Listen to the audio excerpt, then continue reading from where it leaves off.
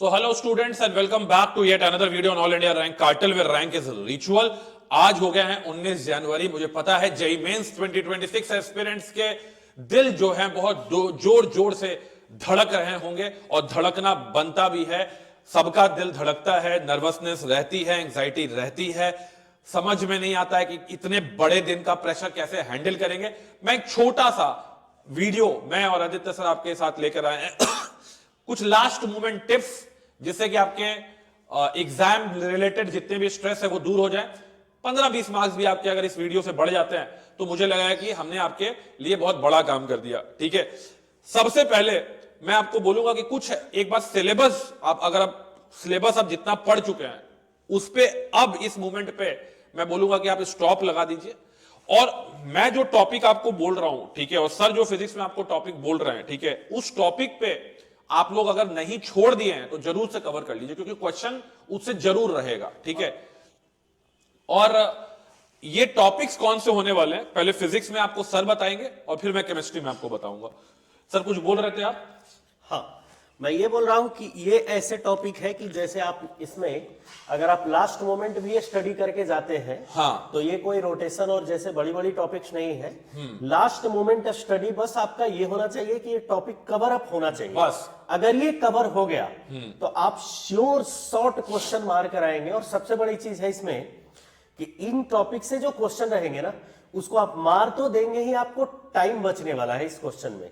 ये क्वेश्चन आपको पहले 15 मिनट में अगर आप पेपर को रीड करिएगा ना तो ऐसे क्वेश्चन आपको ना पहले 15 मिनट में बिना पेन पेपर यूज किए हुए सॉल्व हो जाएगा। ऐसे क्वेश्चन बहुत शॉर्ट, और ऐसे क्वेश्चन फिजिक्स में रहते हैं, केमिस्ट्री में भी रहते हैं, जिसमें बस आपको सिलेबस कवरेज करना होना चाहिए। पिक्टोग्राफिक मेमोरी यानी कुछ देखा हुआ है अगर वो आपको याद है, ऑप्शन आपके सामने है, दिख जाएगा, आपके नंबर आ जाएंगे। तो पहले सर फिजिक्स से स्टार्ट करते हैं, बच्चों का टाइम वेस्ट नहीं करते हम लोग थोड़ा सा। पहला टॉपिक है यूनिट एंड डायमेंशन। आप बिल्कुल भी छोड़कर मत जाइएगा, जिसमें सबसे ज्यादा वेटेज आप एरर को दे सकते हैं। एरर से क्वेश्चन होता ही होता है, पहली चीज।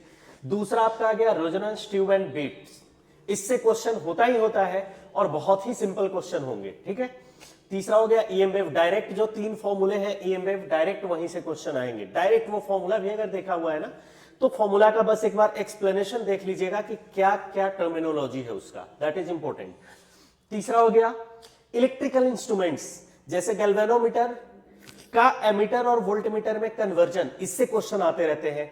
इसमें आपको बहुत आसानी से ये होने वाला टॉपिक है। अगर आप इसको 20 मिनट भी लेकर बैठते हैं ना तो 20 मिनट में ये टॉपिक कवर हो जाता है। 20 मिनट में टॉपिक कवर करके ना आप इसका 3 से 4 पीवाईक्यूज देख लीजिए, प्रीवियस ईयर का क्वेश्चन। और इसके बाद आ गया पोटेंशियोमीटर। एंड एक टॉपिक है जो थोड़ा अच्छा टॉपिक है, कई बार अच्छे क्वेश्चन भी पूछे जाते हैं और कई बार बहुत सिंपल क्वेश्चन भी पूछे जाते हैं। बट अब तक इसमें जो बहुत कॉमन क्वेश्चन देखा गया है ना, सबसे ज्यादा जो कॉमन क्वेश्चन देखा गया है वो 2 टाइप के कॉमन क्वेश्चन देखे गए हैं। एक ये होता है कि जैसे एक बड़ा बबल सॉलिड बबल में कन्वर्ट हो गया तो उसमें कितना हीट, कितना टेम्परेचर उसका बढ़ जाएगा। एक इस टाइप का क्वेश्चन होते हैं जो कि थोड़े अच्छे टाइम टेकिंग क्वेश्चन होते हैं। बट एक होता है 2 बबल आकर आपस में जो कुलीज करते हैं ना, तो जो कॉमन रेडियस ऑफ कर्वेचर होता है उस पे बेस्ड एक क्वेश्चन आता है जो कि बहुत आसानी से होता है। अगर आपको रिजल्ट याद है तो अच्छी बात है। दूसरा एक चीज ये है कि जितने भी स्टूडेंट ने प्रिपरेशन किया है, एक चीज तो मैं मानकर चलता हूं कि ये पूरा का पूरा टॉपिक तो नहीं छोड़ा होगा। इसका अगर 50% भी आप कवर अप किए हुए हैं तो बाकी का 50% आप छोड़कर ना जाएं। इसमें से कितना मार्क्स रहेगा टोटल? इसमें से सर 12 से 16 मार्क्स हो सकते हैं। मतलब 3 क्वेश्चन 12 मार्क्स भी रह सकता है बेटा, 16 मार्क्स भी हो सकता और है। 12 मार्क्स और कहीं 16 मार्क्स, तो आप 12 मार्क्स 16 मार्क्स एक दिन में कवर कर सकते हैं। हाँ, ये क्वेश्चन होता है। ये लास्ट मोमेंट सबसे बड़ी चीज होती है, ये टाइम सेव कर देता है स्टूडेंट का एग्जामिनेशन हॉल में। लास्ट मिनट के टॉपिक है, आपको हल्का सा अगर पॉइंट भी कीवर्ड्स भी याद है इन टॉपिक्स में तो आपको 12 से 16 नंबर आ सकता है। मैं केमिस्ट्री में फटाफट बताता हूं कि आपको आप कुछ बड़े लॉजिकल चैप्टर्स पढ़ने की जरूरत नहीं है, लॉजिकल चीजें पढ़ने की जरूरत नहीं है। जैसे कोऑर्डिनेशन है तो कोऑर्डिनेशन में अब आपको पूरा कोऑर्डिनेशन में हाइब्रिडाइजेशन, आइसोमेरिज्म, ये तो आप जानते होंगे। इसमें इंपॉर्टेंट क्या है ना कि पूरे चैप्टर में लास्ट पेज जो आप देखिएगा वहां पे यूजेस के ऊपर बहुत सारी बातें की गई हैं। ईडीटीए का यूज क्या है, सिस्प्लेटिन का यूज क्या है, वो जो लास्ट पैराग्राफ एनसीईआरटी के लास्ट पेज में दिया होता है वो काफी ज्यादा इंपॉर्टेंट होता है। हर साल मुझे वहां से क्वेश्चन दिख जाता है, जाइस सॉल्ट क्या होता है वगैरह वगैरह, वो लास्ट पेज जो है बड़ा इंपॉर्टेंट है, उसको कोऑर्डिनेशन में मत छोड़िएगा। बायोमोलिक्यूल में भी अगेन मैं बोलूंगा विटामिन जो है इनका एक टेबल बना के यूज दिया है कि विटामिन ए की वजह से कौन सी बीमारी होती है, क्या खाने से विटामिन की डेफिशिएंसी दूर होती है। तो ये जो यूजेस वाला पार्ट है विटामिन का बायोमोलिक्यूल्स के अंदर, वो ध्यान में रखिएगा।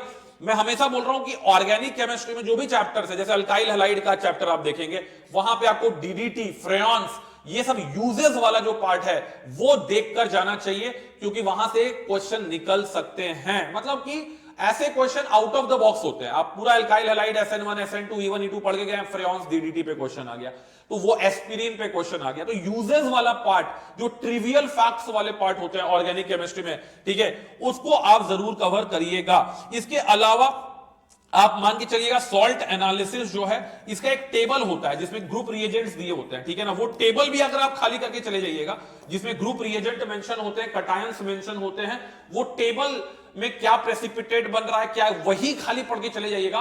तो मैं लास्ट ईयर के शिफ्ट में देख रहा था कि मैक्सिमम लोगों का वो एक टेबल से काम हो गया।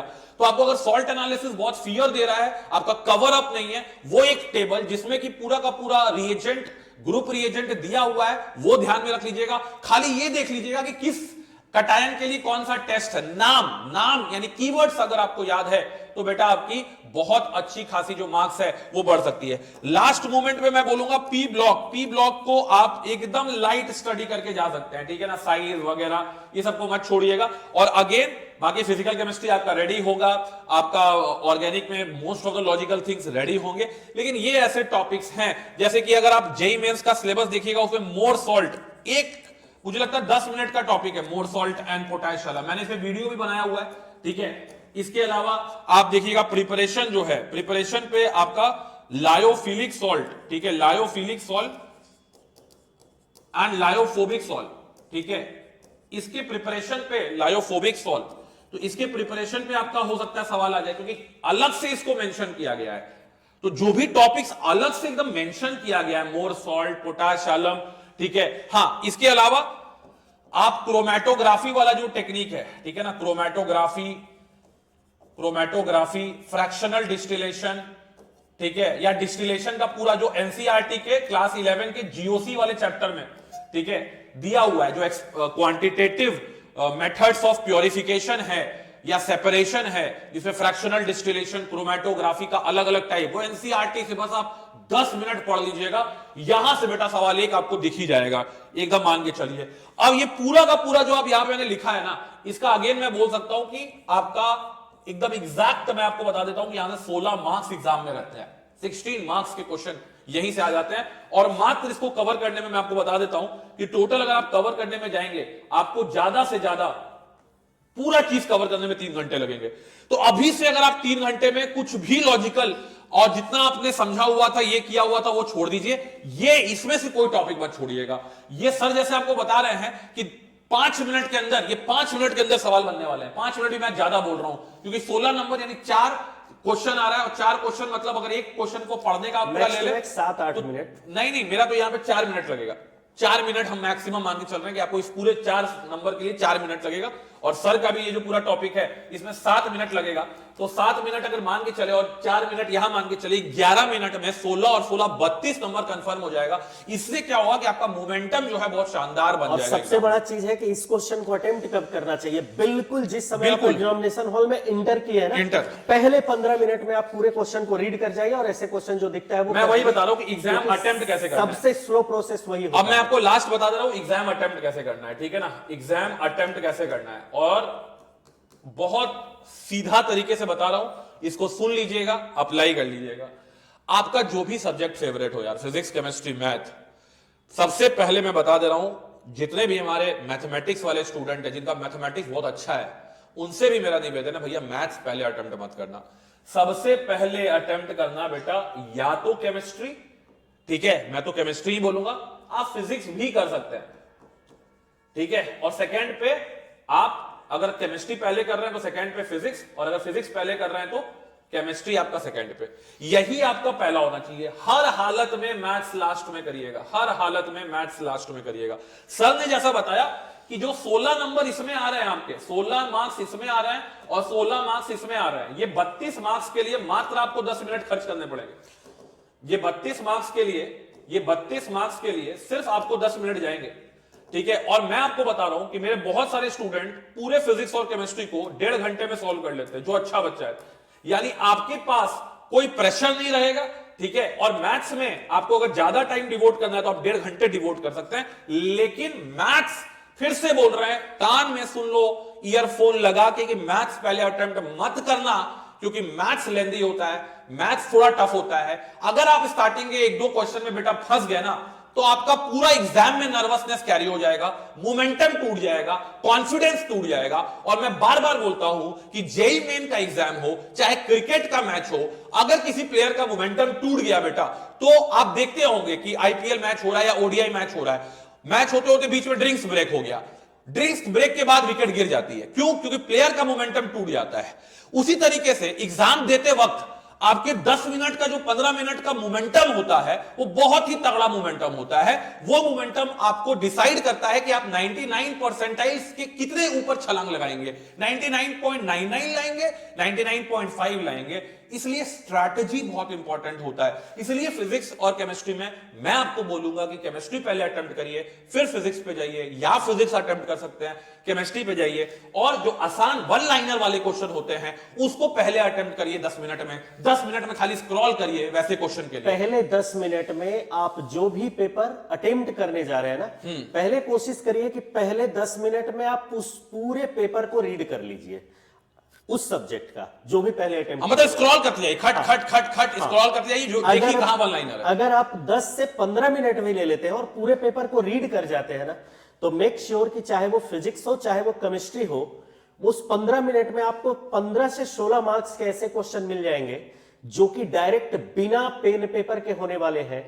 और स्टूडेंट का सबसे स्लो मोमेंटम बिल्कुल स्टार्टिंग में होता है। स्टार्टिंग में बहुत सारी चीजें होती है। स्टार्टिंग में अगर आपका क्वेश्चन बनने लगा ना, खट खट खट खट खट खट, 4 केमिस्ट्री 4 फिजिक्स, आपका भाई साहब मैं बता रहा हूं ना कि आपके अंदर भगवान आ जाएंगे सीधा, और आपको लगेगा कि आप विश्व विजेता बन सकते हो। इसलिए स्टार्टिंग का 10 मिनट बेटा बहुत तगड़ा होता है, बहुत भयानक लेवल पे उस पे अग्रेशन में रहना है। और अग्रेशन कहां दिखाया जाता है? कमजोर लोगों पर, कमजोर क्वेश्चंस पे। आप देखते होंगे तो कमजोर क्वेश्चन। और मेक श्योर कि अगर आप केमिस्ट्री पहले अटेम्प्ट करते हैं ना, तो आपको पहले 15 मिनट में हो सकता है 7 से 8 क्वेश्चन ऐसे मिल जाए जो बिना पेन पेपर लगाए आप पढ़ते जाइए और क्लिक करते जाइए। इसीलिए आप जब कंप्यूटर स्क्रीन के सामने बैठेंगे, कोई क्वेश्चन स्टार्टिंग का 10 मिनट आप सोचिए कि पहले चलो केमिस्ट्री का 25 क्वेश्चन देखते हैं, 1 2 3 4 5 6 25।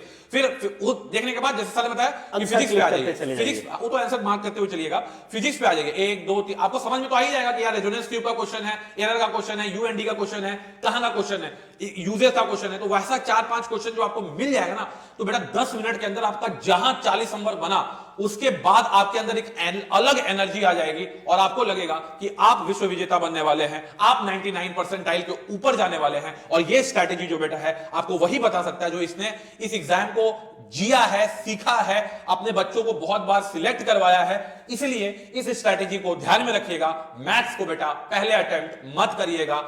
यही था आज का वीडियो। ध्यान से अपना स्ट्रैटेजी जो है बनाइएगा।